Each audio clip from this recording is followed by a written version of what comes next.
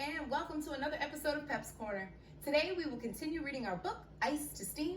We will read chapter 7, which can be found on pages 34 through 37.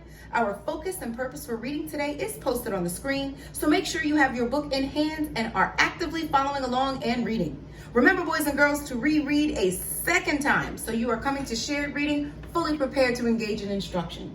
Let's begin. Chapter 7, Particle Theory. Properties of solids, liquids, and gases. All materials are made of tiny particles. These are called atoms. Sometimes atoms join together to form molecules. Scientists talk about different materials by talking about these particles. They talk about how the atoms or molecules are arranged. This helps scientists explain solids, liquids, and gases. Solids. In solids, the particles are arranged in a regular pattern. They are held together by strong force. This is why solids have a fixed shape. You cannot squash or change the volume of solids. The particles are already as close together as they can get. Note the diagram that shows the particles in a solid. Liquids. With liquids, the particles are still very close, but the forces holding them together are not as strong as in solids. The particles can move around. This is why you can pour a liquid. You cannot squash a liquid because the particles are still very close together. Note the diagram of particles in a liquid.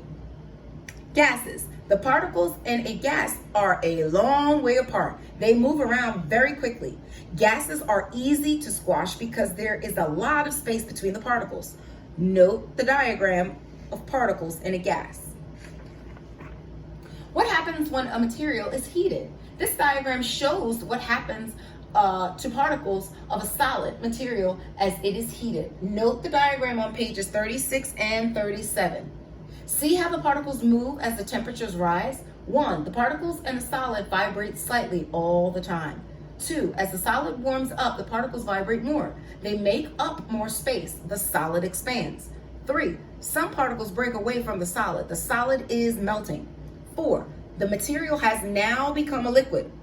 5. The liquid is boiling. The particles are moving around faster. A few of the particles have enough energy to escape from the liquid. They evaporate. 6. When the temperature remains at boiling point for some time, all the liquid evaporates.